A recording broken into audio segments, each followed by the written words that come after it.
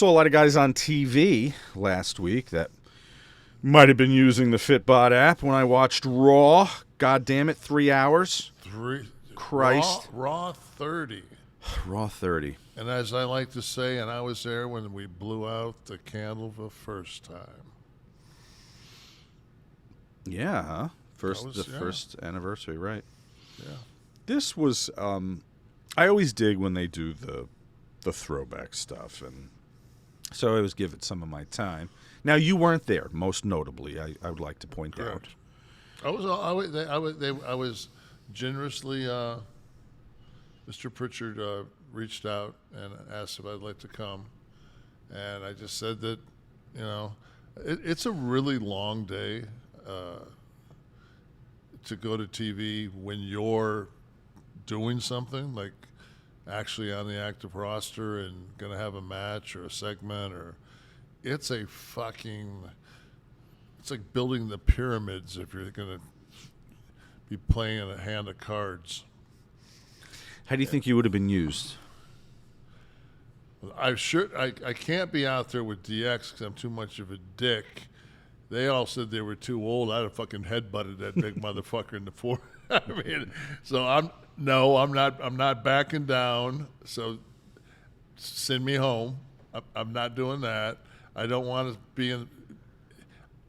I'm glad I didn't go because I didn't see where the fuck I could have been used. I didn't either, and I was thinking about it when I was watching it. I mean, I don't see where I could have been used. So they opened with Hogan, which, you can't go wrong for the pop, right? When the red and yellow comes out. I mean, but make sure when he does come out to give him fucking a mic that doesn't work.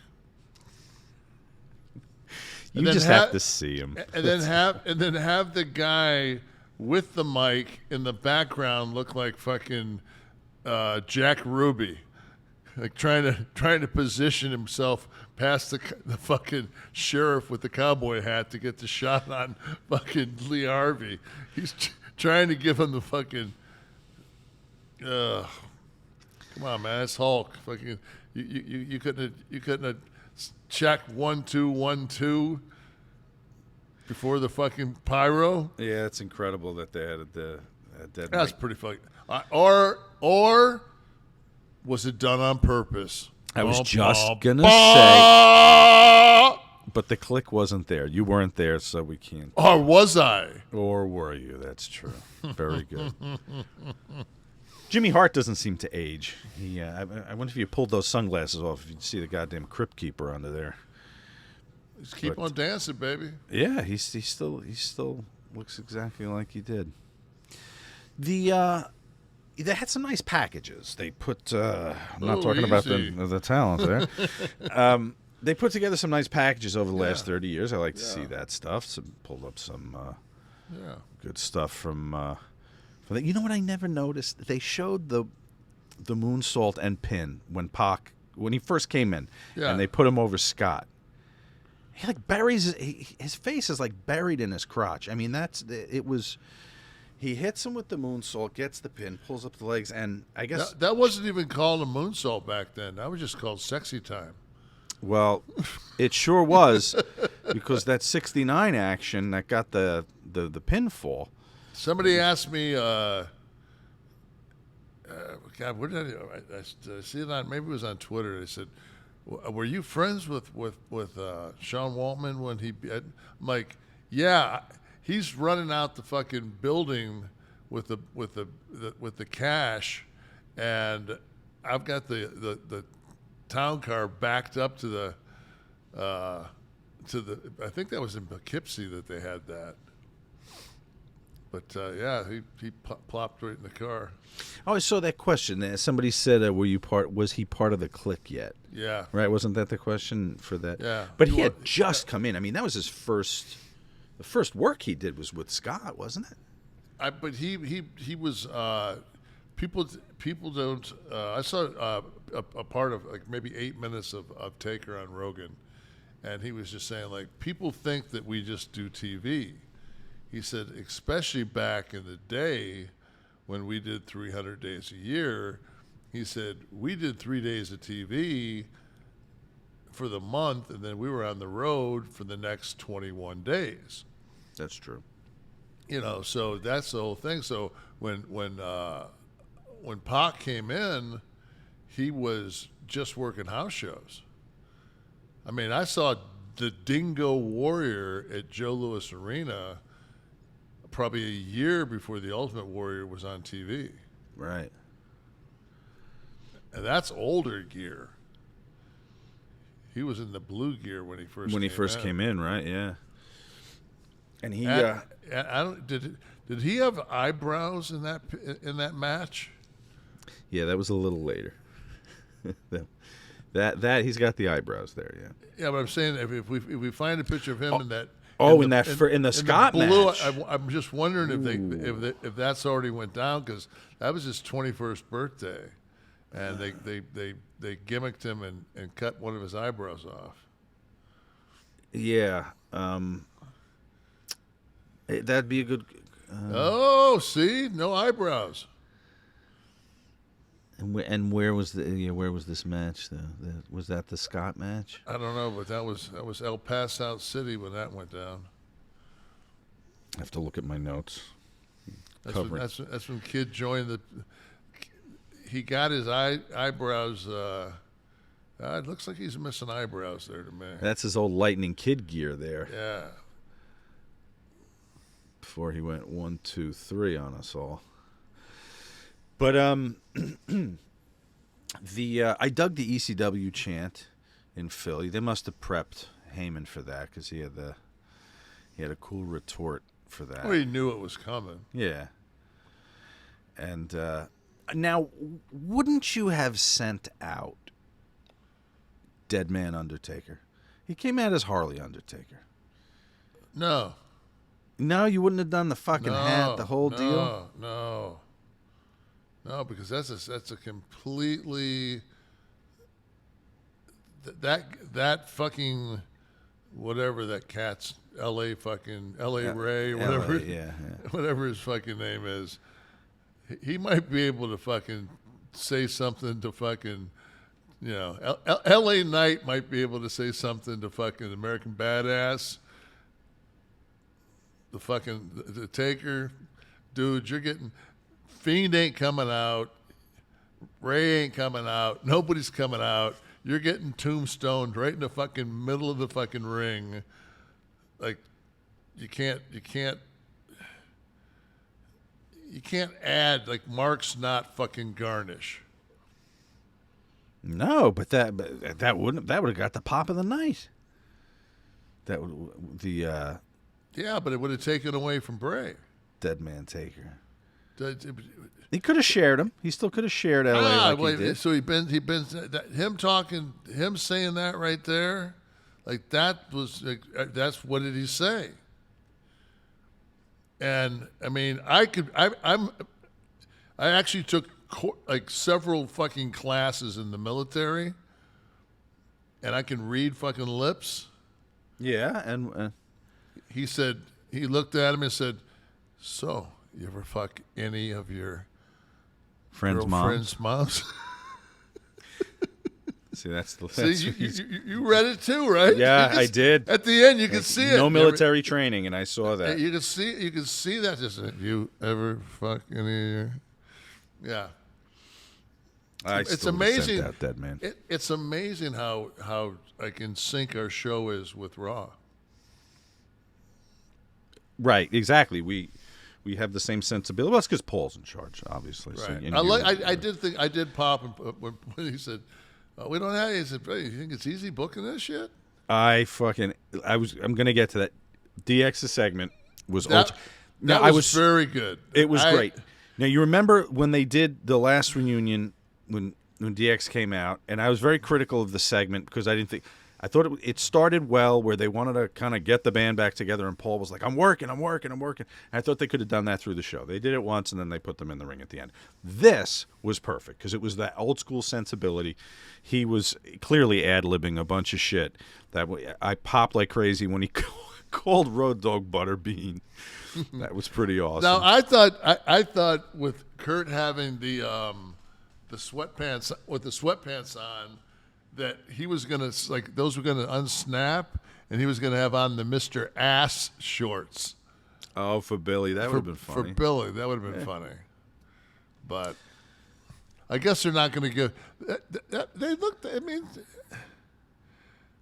Sean should have had the fucking DX T-shirt underneath the jacket. Well, like, what's the deal now? Why, why the Outlaw Josie Wales fucking deal? Like, I know that's how he, but you're in the ring now. You're playing your old character. Can you lose the hat? No, I thought it was cool. It just seemed out of place based on everybody else. I think it's a McGraw move. McGraw doesn't take his hat off. All right, but at least the T-shirt, fine. At least the T-shirt, right? Yeah. Now, this fucking guy, I'm sorry, but he's not frightening to me.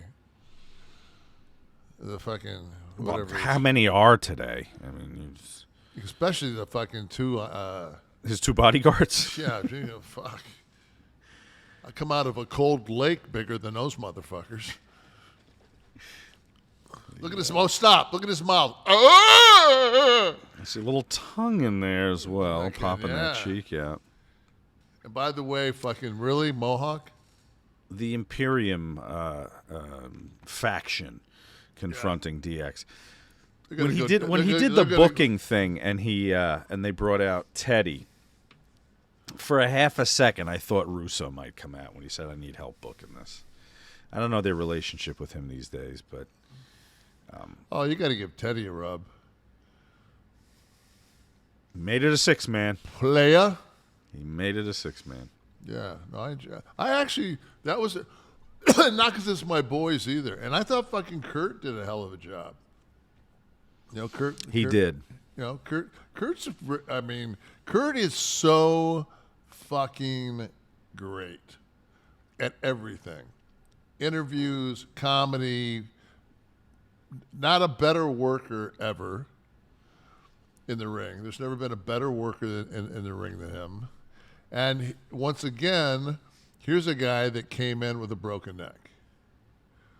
Mm-hmm. Here's a guy that came in damaged. So. Yeah, I didn't know Kurt with the comedy thing. I didn't know how that would work, but he was great. I mean, remember when he had the little cowboy hat and all that shit, and the little fucking. Oh yeah. He's not afraid. Yeah. His earliest. So Steve, largest gate in the history of WWE was last night. For a Raw. It can't be. That motherfucker was packed. Oh. Largest in the history of Raw. Raw, yeah. Okay. 19,000 people paid. Wow. The difference between a house with 14,000 and a house with 19,000 it's so evident. It's just like, fuck. When they did the beauty shot, and it just kept going and going and going, I said, what, did they CGI this? It was like I watched the 49ers game.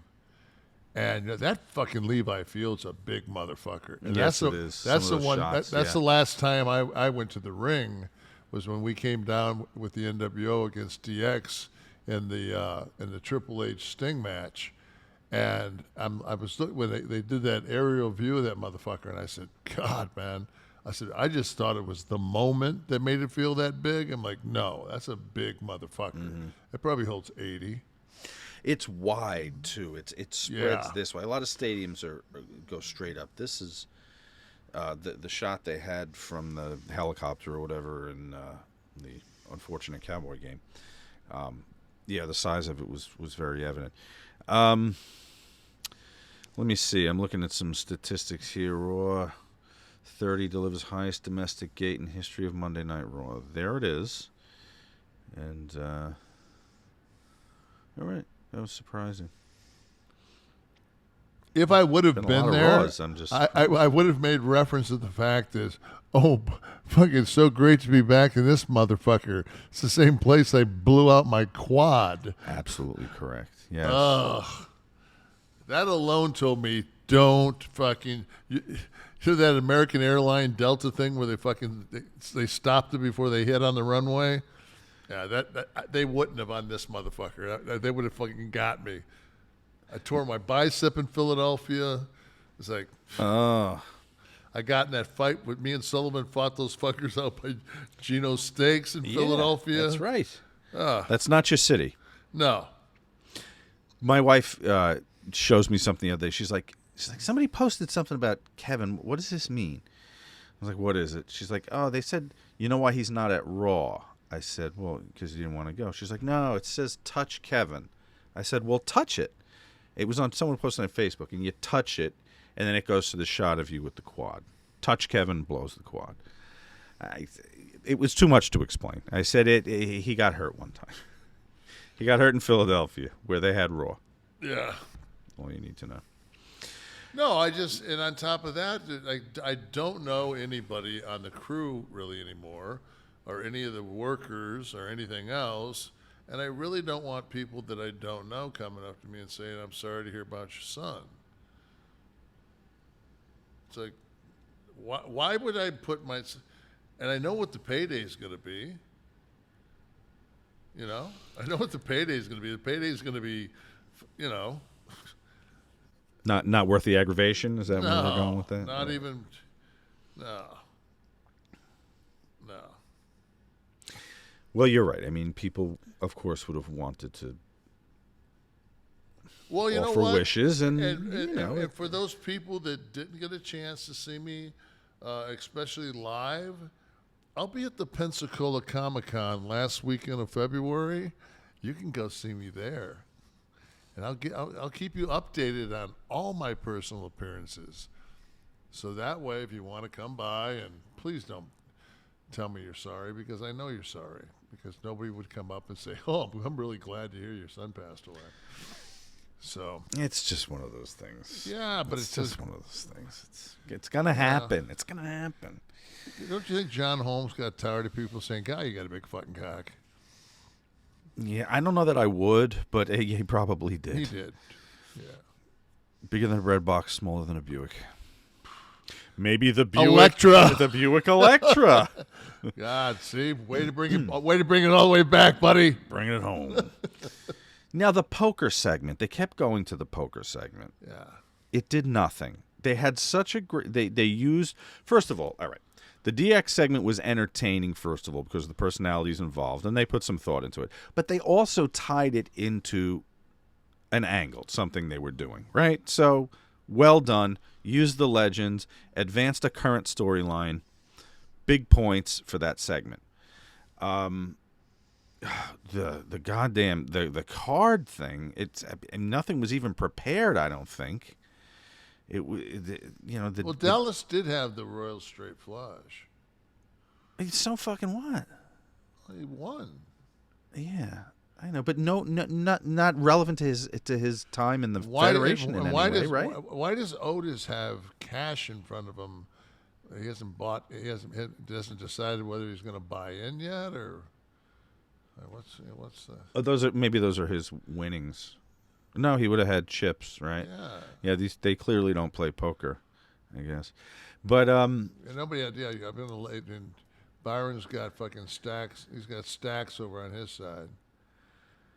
Yeah, I don't know. I just could have done something with the segment other than it's just a way to get people on camera, I guess. But I don't know, I just wish they would have done a little.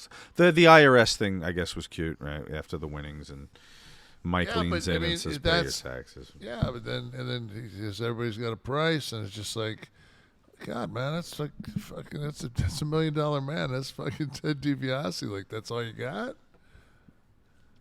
Yeah, my point exactly. I heard who sang that song? Is that all there is, my friends? Then let's keep dancing. I think Kevin Nash sang We'll bring out the blues and have a ball. Is that all there is? Steve, can you isolate every time Kevin has sung? We're going to put out an album. I need you to put it to a track. Can you sample it? Who sang that? Is that all there is? I don't know that I even know the song. Somebody looked that up. I think the rendition wasn't as familiar to me as maybe the original was. I think it's I know a French dude sang it, but there was like some woman that sang that's famous. It's from some fucking. B. Arthur. Let's see here. You look it up. Type the lyrics in. It'll come up. Maybe play a few bars of the actual song. Here, what the hell you're talking about. I'm gonna do what I do to drive my. This is what I do all day long to drive my wife insane. Is that all there is? Song. She doesn't like when you voice text. Is that all there is? Song. No, she hates it. Is that all there is? Peggy Lee. Peggy Lee. Okay. Let me give you a little bit. I do know the song now.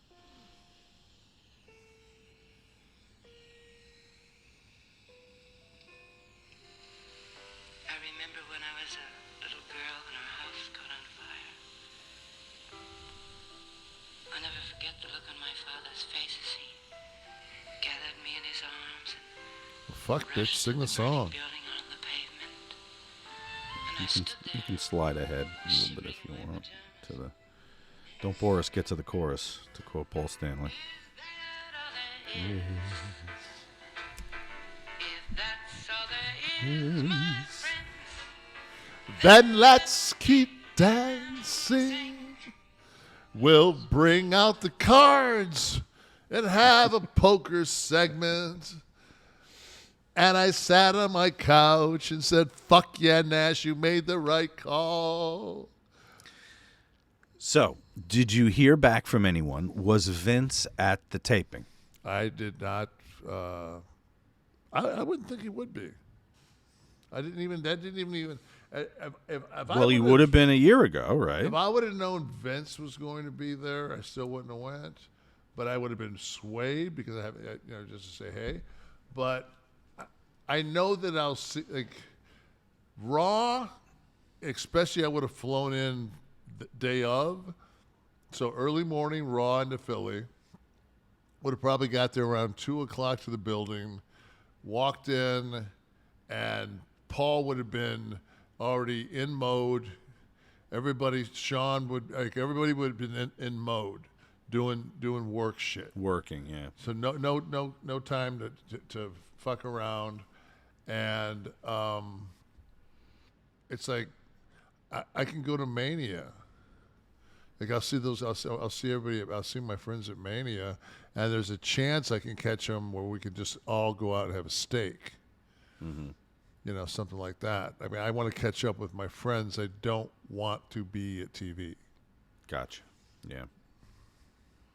You should do one throwback show where, like, you guys get fucked. Like, you and Sean take the fucking somas and wait 20 minutes to go out till they or go out and go home when they kick, and do a real throwback fucking show. Sean could shit in something. Do a real throwback show. We could fucking now see. We could have fucked that. What's the name of that group that came out against DX? Imperium. Oh, Imperium. Yeah, Imperium. Okay, Imperium. We could have fucking completely fucking. Paul could have easily fucking hooked that motherfucker for his finish. Sean could have fucking backed up and super kicked that one motherfucker. I could have kicked that other fucker and need him in the stomach and fucking power bombed him. We could have squashed their fucking run right there. We could have fucking ended their whole shit. Standing across from them, you would have got the fucking pop of a lifetime in Philly. If you just reached out, fucking hit their knees, fucking popped their quads. Each one of them just go right down the line, boom, boom, boom, and they all go down. As I reach and my quad blows again, like, oh, fuck. No, that's the thing. Yours stays intact. Yeah, it'd be actually great if I went to go across and I fucking grabbed my thigh. But that would have been funny. If you teased it? If I would have went and across then and went, and then went down and Dot got up. Oh, did the whole Yeah, just did the whole, and have him pull me at the end of the fucking segment, have him pull me out on a fucking stretcher. I would have had you tease it like you're out of it. No, But I then would have went all the way with it. What are the chances of that? smarten up the announcers. My God, he blew his quad 23 years in the day here. Would have pushed us in the ratings even further, I think. Absolutely. Oh, but let me tell you. What did you think about the Uso, Sami Zayn thing, the trial? All right. So I wasn't going to cover any of the non-legend stuff, but I don't know. I'm kind of lost with some of that stuff, and I don't know. I mean, what do you think of Sammy? Let me just ask you that.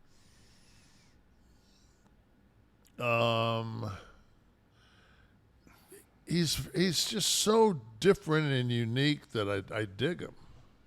Okay. I mean, he's just not, he's like a ginger Castro. Yeah, I get. There is this thing that happens though every once in a while to me, and I'm by no means an authority, just a fan, I guess. But you gotta. Being a wrestler is more than the activity in the ring. There's an aura.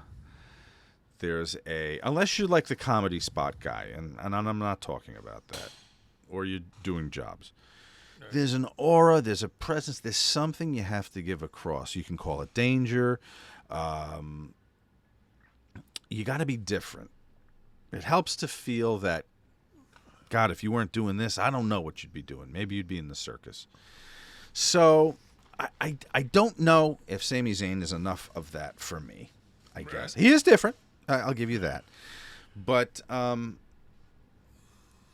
I guess super relatable to fans was a comment from Wes. I suppose there's that relatability. The Ron Jeremy thing could be me, fucking Christy Canyon, right? If it's Ron, could be any of us.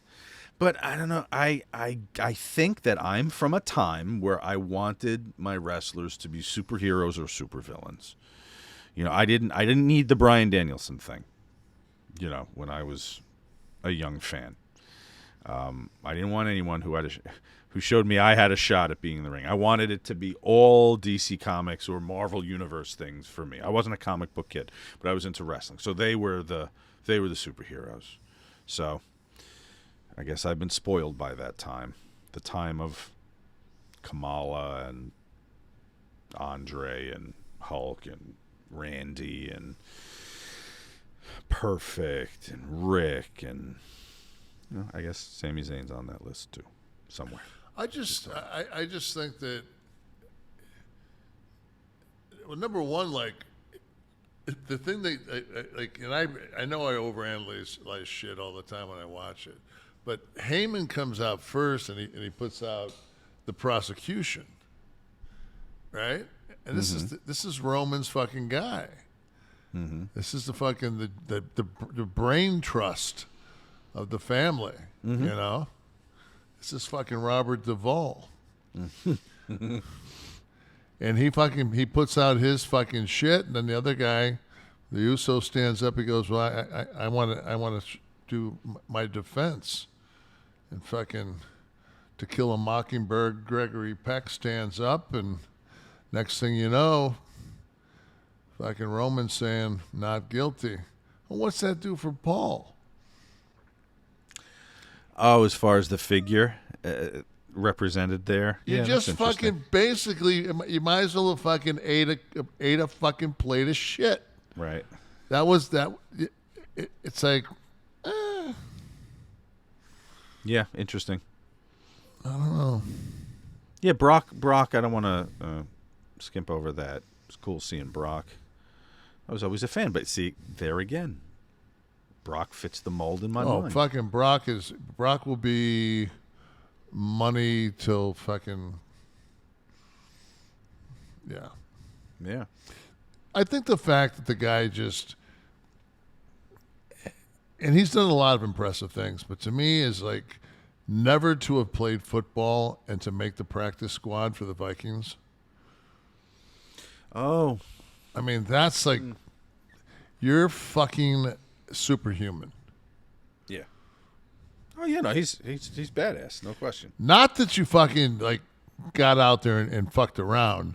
You were good enough where they thought, fucking a year or two, we teach this guy how to read everything, but nobody can fucking stop this motherfucker off the line. I mean, that's a fuck. How old is he now? He look like he could go right now. How old is he? Would you say? 46. Oh, 46. Okay, so that's younger than I How old is he? 45. 45. Okay, All right. Yeah. Fuck, I had no idea. Wow, Roman Reigns is only 37. You'll be making money for another 10 years. Absolutely. Put that money away. You can make. You see now the product now. Well, let me ask you. If you came in, you're 35 years old, let's say, right? You're in the Roman Reigns echelon, and you're working on. Am I completely healthy? Because I broke into the wrestling business with 12 knee surgeries underneath my belt already. So, well, is any professional wrestler at 35 ever totally healthy? If you've been doing this for 10 years in these rings, you're not going to be totally healthy. I was crippled at 35. Well, you had basketball though, so you're an extreme case saying, because am I? You know, if I you're working, you can work.